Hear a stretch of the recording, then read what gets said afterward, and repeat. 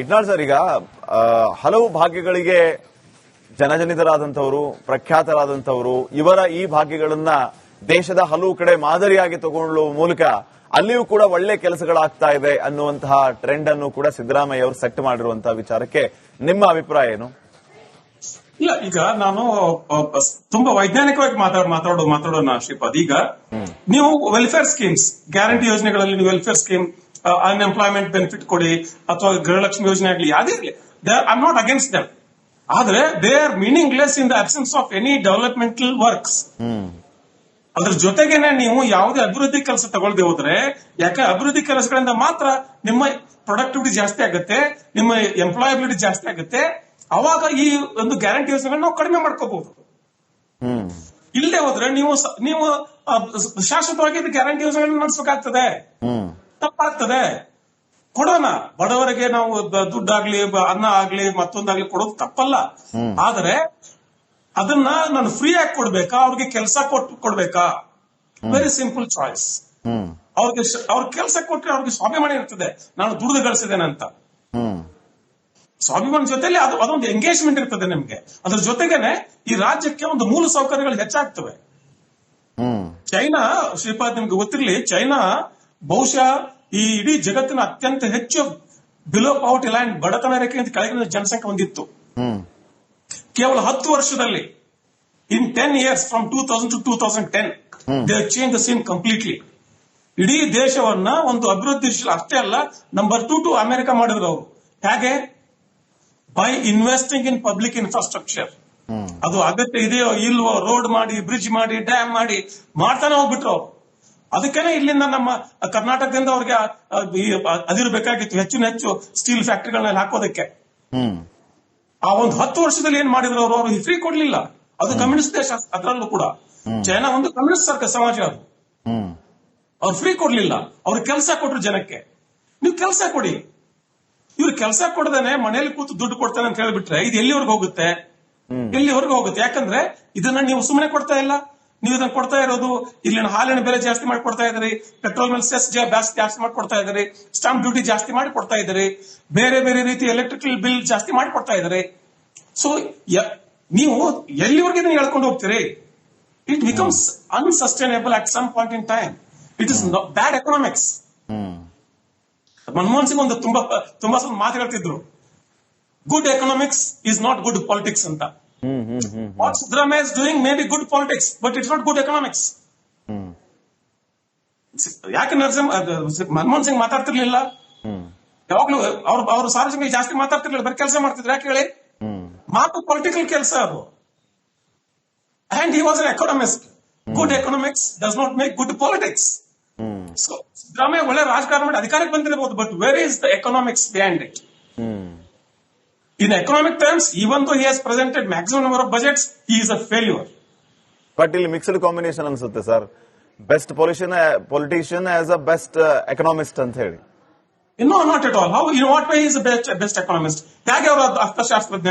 ಅವರ ಬಜೆಟ್ ಮಂಡಿಸಿದ್ದಾರೆ. Like economist, like ಈಗ 17 ಸರಿ ಬಜೆಟ್ ಮಂಡನೆ ಮಾಡಿದ್ದಾರೆ, ಹಣಕಾಸಿನ ಮೇಲೆ ಒಳ್ಳೆ ಹಿಡಿತಾ ಇದೆ, ಎಲ್ಲವನ್ನು ನೋಡ್ತಾ ಇದ್ದಾರೆ, ಹಿತವನ್ನ ಕಾಪಾಡ್ತಿದ್ದಾರೆ ಅನ್ನೋ ರೀತಿಯ ಅಭಿಪ್ರಾಯಗಳಿದೆ. ಅದು ಪೊಲಿಟಿಕಲ್ ಒಪಿನಿಯನ್ ಶ್ರೀಪಾದ್. ಅದು ದಟ್ಸ್ ಓನ್ಲಿ ನೆರೇಟಿವ್. ಅವರ ಬೆಂಬಲಿಗರು ಮತ್ತು ಕಾಂಗ್ರೆಸ್ ಪಕ್ಷ ಕಟ್ಟಿದ ನೆರೇಟಿವ್ ಅದು. ನೀವು ಈ ದೇಶಕ್ಕೆ ಎಷ್ಟು ಜನ ಬಜೆಟ್ ಮಂಡನೆ ಮಾಡಿದ್ದಾರೆ ಈ ದೇಶಕ್ಕೆ? ಇಂಡಿಯಾ ಭಾರತೀಯ ಸರ್ಕಾರಕ್ಕೆ, ಯೂನಿಯನ್ ಗವರ್ಮೆಂಟ್ ಅಲ್ಲಿ.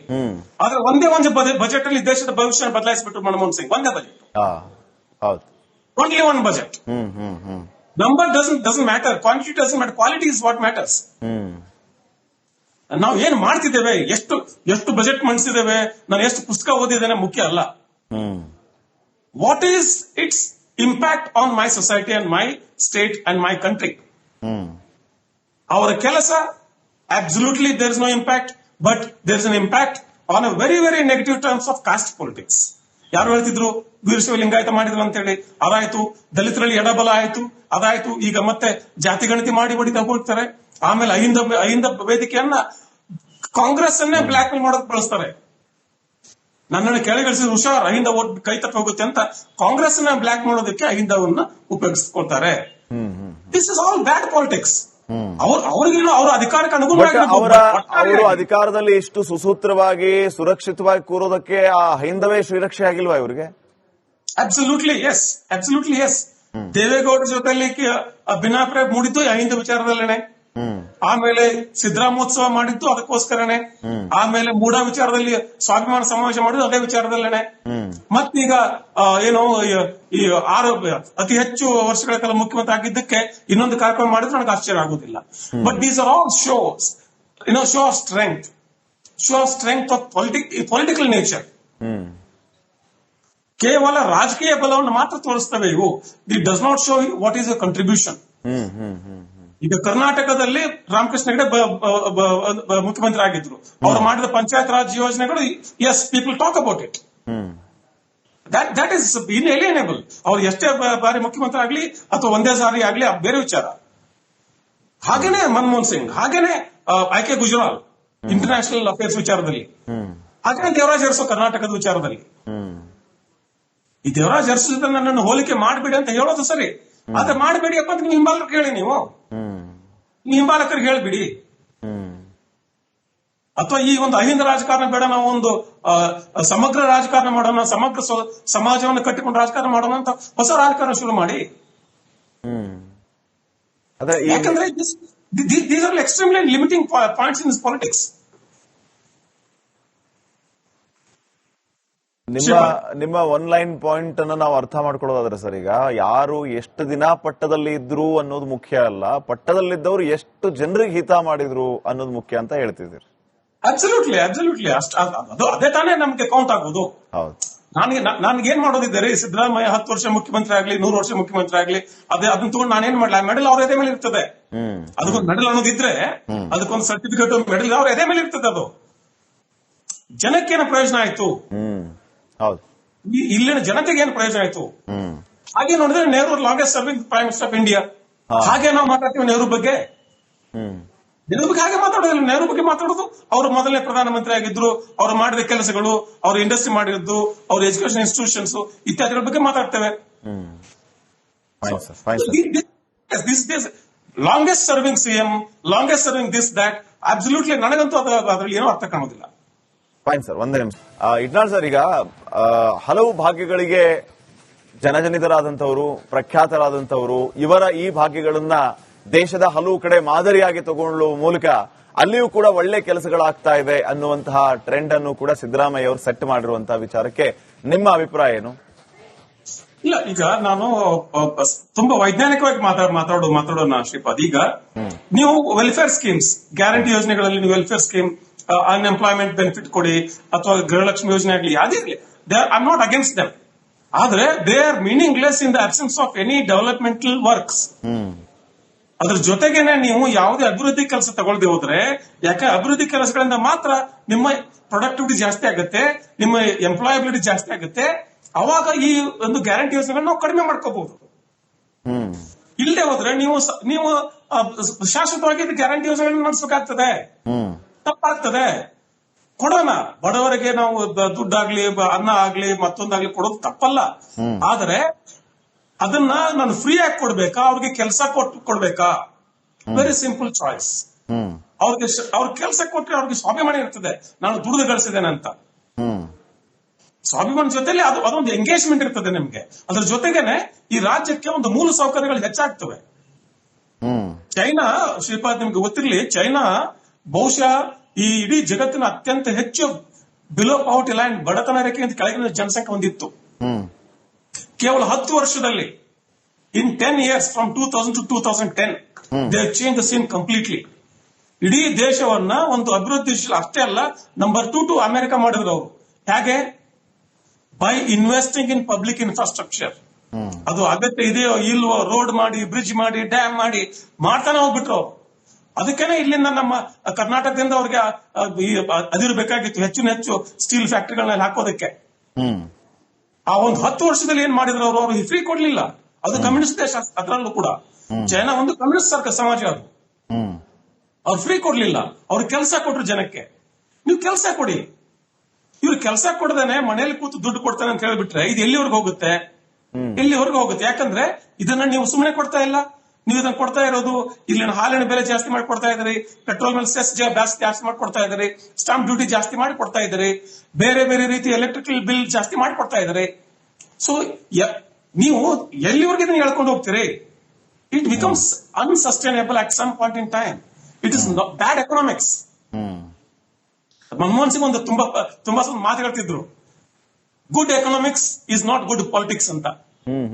What Siddaramaiah is doing may be good politics, but it's not good economics. ಯಾಕೆ ಮನಮೋಹನ್ ಸಿಂಗ್ ಮಾತಾಡ್ತಿರ್ಲಿಲ್ಲ? ಯಾವಾಗ್ಲೂ ಅವರು ಸಾರ್ವಜನಿಕ ಜಾಸ್ತಿ ಮಾತಾಡ್ತಿರ್ಲಿಲ್ಲ, ಬರೀ ಕೆಲಸ ಮಾಡ್ತಿದ್ರು. ಯಾಕೆ ಹೇಳಿ? ಮಾತು ಪೊಲಿಟಿಕಲ್ ಕೆಲಸ ಅದು. And he was an economist. Good economics does not make good politics. So Siddaramaiah ಒಳ್ಳೆ ರಾಜಕಾರಣ ಮಾಡಿ ಅಧಿಕಾರಕ್ಕೆ ಬಂದಿರಬಹುದು, but where is the economics behind it? In economic terms, even though he has presented maximum number of budgets, he is a failure. But ಇಲ್ಲಿ mixed combination ಅನ್ಸುತ್ತೆ sir. Best politician as a best economist ಅಂತ ಹೇಳಿ. No, not at all. How, in what way is the best economist? ಹೇಗೆ ಅವರ ಅರ್ಥಶಾಸ್ತ್ರಜ್ಞ? ಅವರ budget ಮಂಡಿಸಿದ್ದಾರೆ. Like economist like ಈಗ 17 ಸರಿ ಬಜೆಟ್ ಮಂಡನೆ ಮಾಡಿದ್ದಾರೆ, ಹಣಕಾಸಿನ ಮೇಲೆ ಒಳ್ಳೆ ಹಿಡಿತಾ ಇದೆ, ಎಲ್ಲವನ್ನು ನೋಡ್ತಾ ಇದ್ದಾರೆ, ಹಿತವನ್ನ ಕಾಪಾಡ್ತಿದ್ದಾರೆ ಅನ್ನೋ ರೀತಿಯ ಅಭಿಪ್ರಾಯಗಳಿದೆ. ಅದು political opinion Shripad. That's only narrative. ಅವರ ಬೆಂಬಲಿಗರು ಮತ್ತು ಕಾಂಗ್ರೆಸ್ ಪಕ್ಷ ಕಟ್ಟಿದ ನೆರೇಟಿವ್ ಅದು. ನೀವು ಈ ದೇಶಕ್ಕೆ ಎಷ್ಟು ಜನ ಬಜೆಟ್ ಮಂಡನೆ ಮಾಡಿದ್ದಾರೆ ಈ ದೇಶಕ್ಕೆ? ಇಂಡಿಯಾ ಭಾರತೀಯ ಸರ್ಕಾರಕ್ಕೆ, ಯೂನಿಯನ್ ಗವರ್ಮೆಂಟ್ ಅಲ್ಲಿ. ಆದ್ರೆ ಒಂದೇ ಒಂದು ಬಜೆಟ್ ಅಲ್ಲಿ ದೇಶದ ಭವಿಷ್ಯ ಬದಲಾಯಿಸಿಬಿಟ್ಟು ಮನಮೋಹನ್ ಸಿಂಗ್. ಒಂದೇ budget, only one budget. Number doesn't matter, quantity doesn't matter, quality is what matters. ನಾವು ಏನ್ ಮಾಡ್ತಿದ್ದೇವೆ, ಎಷ್ಟು ಬಜೆಟ್ ಮಂಡಿಸಿದ್ದೇವೆ, ನಾನು ಎಷ್ಟು ಪುಸ್ತಕ ಓದಿದ್ದೇನೆ ಮುಖ್ಯ ಅಲ್ಲ. What is its impact on my society and my state and my country? ಅವರ ಕೆಲಸ absolutely there is no impact, but there is an impact on a very very negative terms of caste politics. ಯಾರು ಹೇಳ್ತಿದ್ರು ವೀರಶೈವ ಲಿಂಗಾಯತ ಮಾಡಿದ್ರು ಅಂತೇಳಿ, ಅದಾಯ್ತು. ದಲಿತರಲ್ಲಿ ಎಡಬಲ ಆಯ್ತು, ಅದಾಯ್ತು. ಈಗ ಮತ್ತೆ ಜಾತಿ ಗಣತಿ ಮಾಡಿ ಬಡಿತಾ ಹೋಗ್ತಾರೆ. ಆಮೇಲೆ ಅಹಿಂದ ವೇದಿಕೆಯನ್ನ ಕಾಂಗ್ರೆಸ್ ಅನ್ನೇ ಬ್ಲಾಕ್ ಮೇಲ್ ಮಾಡೋಕೆ ಬಳಸ್ತಾರೆ. ನನ್ನನ್ನು ಕೆಳಗಿಳಿಸಿದ ಹುಷಾರ್, ಅಹಿಂದ ಓಟ್ ಕೈ ತಪ್ಪಿ ಹೋಗುತ್ತೆ ಅಂತ ಕಾಂಗ್ರೆಸ್ ನ ಬ್ಲಾಕ್ ಮಾಡೋದಕ್ಕೆ ಅಹಿಂದವನ್ನ ಉಪಯೋಗಿಸ್ಕೊಳ್ತಾರೆ. This is all bad politics. ಅವ್ರಿಗೇನು ಅವರ ಅಧಿಕಾರಕ್ಕೆ ಅನುಗುಣವಾಗಿ ಅವರು ಅಧಿಕಾರದಲ್ಲಿ ಇಷ್ಟು ಸುಸೂತ್ರವಾಗಿ ಸುರಕ್ಷಿತವಾಗಿ ಕೂರೋದಕ್ಕೆ ಆ ಅಹಿಂದವೇ ಶ್ರೀರಕ್ಷೆ ಆಗಿಲ್ವಾ ಇವರಿಗೆ? Absolutely yes, absolutely yes. ದೇವೇಗೌಡರ ಜೊತೆಲಿ ಭಿನ್ನಾಭಿಪ್ರಾಯ ಮೂಡಿದ್ದು ಅಹಿಂದ ವಿಚಾರದಲ್ಲೇನೆ. ಆಮೇಲೆ ಸಿದ್ದರಾಮೋತ್ಸವ ಮಾಡಿದ್ದು ಅದಕ್ಕೋಸ್ಕರನೇ. ಆಮೇಲೆ ಮೂಢ ವಿಚಾರದಲ್ಲಿ ಸ್ವಾಭಿಮಾನ ಸಮಾವೇಶ ಮಾಡಿದ್ದು ಅದೇ ವಿಚಾರದಲ್ಲೇನೆ.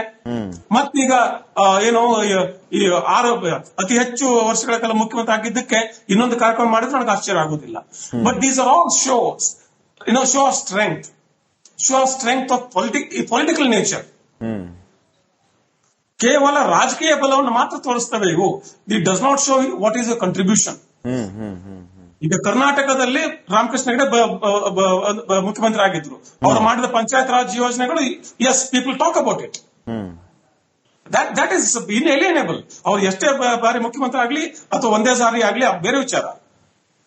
ಹಾಗೇನೆ ಮನಮೋಹನ್ ಸಿಂಗ್, ಹಾಗೇನೆ ಐಕೆ ಗುಜರಾಲ್ ಇಂಟರ್ನ್ಯಾಷನಲ್ ಅಫೇರ್ಸ್ ವಿಚಾರದಲ್ಲಿ, ಹಾಗೇನೆ ದೇವರಾಜ್ ಅರಸು ಕರ್ನಾಟಕದ ವಿಚಾರದಲ್ಲಿ. ಈ ದೇವರಾಜ್ ಅರಸು ನನ್ನನ್ನು ಹೋಲಿಕೆ ಮಾಡಬೇಡಿ ಅಂತ ಹೇಳೋದು ಸರಿ, ಆದ್ರೆ ಮಾಡಬೇಡಿ ಅಪ್ಪ ಅಂತ ಹಿಂಬಾಲಕರಿಗೆ ಹೇಳಿ. ನೀವು ಹಿಂಬಾಲಕರಿಗೆ ಹೇಳ್ಬಿಡಿ. ಅಥವಾ ಈ ಒಂದು ಅಹಿಂದ ರಾಜಕಾರಣ ಬೇಡ, ನಾವು ಒಂದು ಸಮಗ್ರ ರಾಜಕಾರಣ ಮಾಡೋಣ, ಸಮಗ್ರ ಸಮಾಜವನ್ನು ಕಟ್ಟಿಕೊಂಡು ರಾಜಕಾರಣ ಮಾಡೋಣ ಅಂತ ಹೊಸ ರಾಜಕಾರಣ ಶುರು ಮಾಡಿ. ಯಾಕಂದ್ರೆ these are extremely limiting points in politics. ನಿಮ್ಮ ಒನ್ ಲೈನ್ ಪಾಯಿಂಟ್ ಅನ್ನ ನಾವು ಅರ್ಥ ಮಾಡ್ಕೊಳ್ಳೋದಾದ್ರೆ ಸರ್, ಈಗ ಯಾರು ಎಷ್ಟು ದಿನ ಪಟ್ಟದಲ್ಲಿ ಇದ್ರು ಅನ್ನೋದು ಮುಖ್ಯ ಅಲ್ಲ, ಪಟ್ಟದಲ್ಲಿದ್ದವರು ಎಷ್ಟು ಜನರಿಗೆ ಹಿತ ಮಾಡಿದ್ರು ಅನ್ನೋದು ಮುಖ್ಯ ಅಂತ ಹೇಳ್ತಿದ್ದೀರಿ. Absolutely, absolutely. ಅದೇ ತಾನೇ ನಮ್ಗೆ ಕೌಂಟ್ ಆಗೋದು. ನನ್ಗೆ ಏನ್ ಮಾಡೋದಿದ್ದಾರೆ, ಸಿದ್ದರಾಮಯ್ಯ 10 ವರ್ಷ ಮುಖ್ಯಮಂತ್ರಿ ಆಗ್ಲಿ, 100 ವರ್ಷ ಮುಖ್ಯಮಂತ್ರಿ ಆಗ್ಲಿ, ಅದನ್ನ ತಗೊಂಡು ನಾನೇನ್ ಮಾಡ್ಲಾ? ಮೆಡಲ್ ಅವ್ರ ಎದೆ ಮೇಲೆ ಇರ್ತದೆ. ಅದಕ್ಕೊಂದು ಮೆಡಲ್ ಅನ್ನೋದಿದ್ರೆ, ಅದಕ್ಕೊಂದು ಸರ್ಟಿಫಿಕೇಟ್, ಮೆಡಲ್ ಅವ್ರ ಎದೆ ಮೇಲೆ ಇರ್ತದೆ. ಅದು ಜನಕ್ಕೇನು ಪ್ರಯೋಜನ ಆಯ್ತು? ಇಲ್ಲಿನ ಜನತೆಗೆ ಏನು ಪ್ರಯೋಜನ ಆಯ್ತು? ಹಾಗೆ ನೋಡಿದ್ರೆ Nehru longest serving prime minister of India. ಹಾಗೆ ನಾವು ಮಾತಾಡ್ತೀವಿ ನೆಹರು ಬಗ್ಗೆ. ನೆಹರು ಬಗ್ಗೆ ಹಾಗೆ ಮಾತಾಡೋದಿಲ್ಲ. ನೆಹರು ಬಗ್ಗೆ ಮಾತಾಡೋದು, ಅವರು ಮೊದಲನೇ ಪ್ರಧಾನಮಂತ್ರಿ ಆಗಿದ್ರು, ಅವರು ಮಾಡಿದ ಕೆಲಸಗಳು, ಅವರು ಇಂಡಸ್ಟ್ರಿ ಮಾಡಿದ್ದು, ಅವ್ರ ಎಜುಕೇಶನ್ ಇನ್ಸ್ಟಿಟ್ಯೂಷನ್ಸ್ ಇತ್ಯಾದಿಗಳ ಬಗ್ಗೆ ಮಾತಾಡ್ತೇವೆ. This longest serving CM, longest serving this that, absolutely ನನಗಂತೂ ಅದ್ರಲ್ಲಿ ಏನೂ ಅರ್ಥ ಕಾಣೋದಿಲ್ಲ. ಫೈನ್ ಸರ್, ಒಂದೇ ನಿಮಿಷ.